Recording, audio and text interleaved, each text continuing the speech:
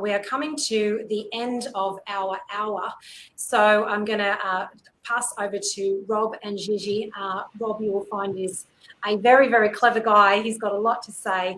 And then I'll come in and wrap up right at the very end, give you guys some calls to action so that you can help get the message out there to your networks, because we cannot do this alone. Our freedom candidates cannot do it alone, and our country will not be fixed off the backs of the few, even though it was broken off the hands of the few. So handing over to Rob and Gigi, and then I'll come back in and close it out. Well, first off, I'll apologise to Andrea because I might sound like a loon because I have no formal qualifications in law whatsoever, but I do consider myself a voracious learner. So I'll just shoot from the hip. But the perspective I'm coming from is, and my investigations and that kind of thing, is into natural law, the science of decidability in cooperation.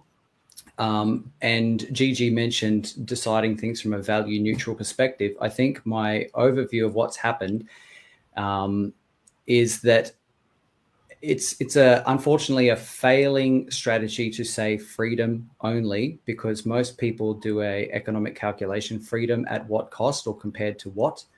And so if I'm going to, and another thing I'll point out too is a lot of the social science is that some people are more sensitive to relative status than absolute status. So if your Jeffrey Tucker types are correct in saying that a rising tide lifts all boats, but there is probably half the percentage of the population, so half the population are incredibly sensitive to relative status, which basically means the free market could elevate us all to being so rich that we can all afford our own private islands, but there will be people who rail against the person who can afford two.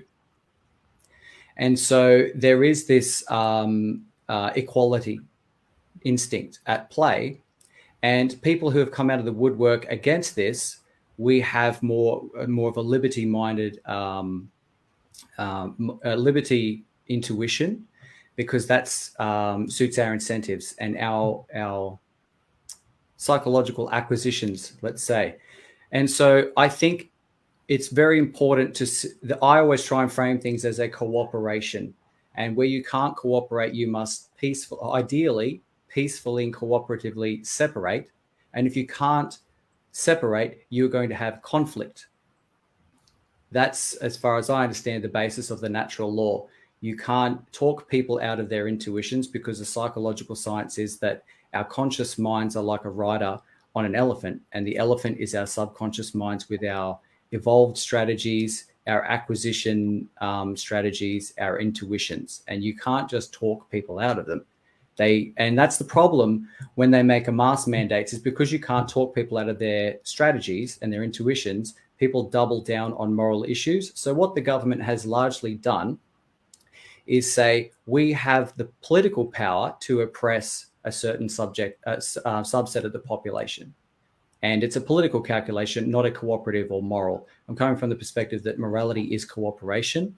And so, I'm just going through my Instagram. It's one post I put up. Freedom and self-determination create cooperation. Cooperation brings prosperity. Freedom is essential. And so that is definitely a libertarian sort of perspective, but also the checklist of reciprocity, where I say, can we judge any interaction? Is it cooperative? Is it reciprocal? 1, is it voluntary? 2, is it fully informed? 3, is it productive? 4, is it warranted? 5, is it free of externalities on the demonstrated interests of others? So look at the mask mandates. Well, it's not fully informed, so it's shot down straight out of the gate. And so we do have, I may be confusing different issues here. They have been oppressing people. They have not acted cooperatively or reciprocally, but there is a certain section of the population that is quite happy.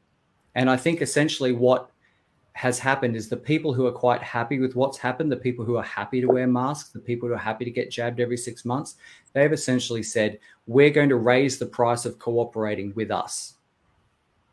And with the raised price of cooperation with these people, our options are to peacefully separate or possibly retake control of the institutions. Now, if you take control of the institutions and we enforce our intuitions on people who don't want them, you're creating an incentive for conflict again. And so ultimately, to tie in with the theme of the chat, a peaceful, cooperative separation, I think, is ideal. The only downside I could see that there still needs to be some federation so that we don't nationally lose our competitive advantage.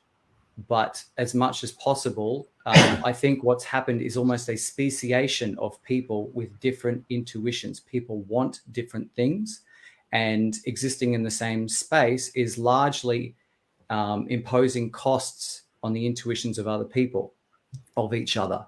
And so if we can, I'm going to go to the election saying, me and a lot of the people I represent, we're not being cooperated with. This isn't a reciprocal thing. We're not happy. Now, if you agree with that, do you value cooperation more than you value your perceived safety, or for whatever reason you're pursuing this course? And if they say no, well, then really the other option is, well, we have to go gold.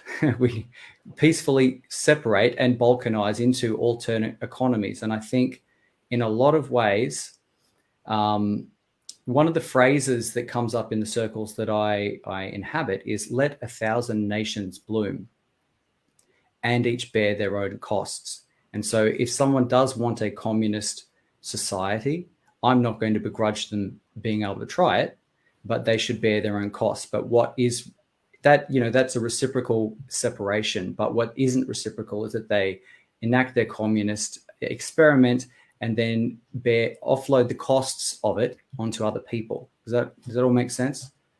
And so really interesting, Bob. Sorry, I was just done? Yeah, that's the perspective I come at, is, are you cooperating? And a really simple way to put it is, a lot of people resort to the golden rule, which is don't treat people the way you want to be treated. And I'll say, unfortunately not, because that leaves open the possibility for projection. If you say to somebody, I'm going to hassle you to go to church, well, because I'm happy to be hassled to go to church, but someone else might not be happy with it. So it's a failed strategy. But the via negativa version of the silver rule, don't do things to people they don't want.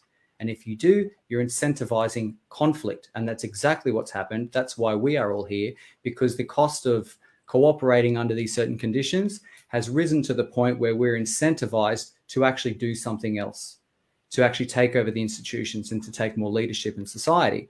And so I frame it all as a cooperation issue. And if the people won't let go of their intuitions of how they want things to be done, then I do believe the way forward is separation.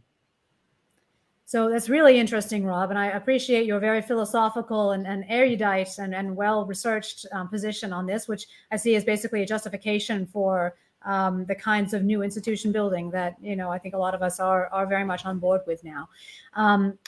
You might enjoy my previous book, 2013 CUP, in Economic Theory of Greed, Love, Groups, and Networks. We talk about reciprocity. We talk about different groups.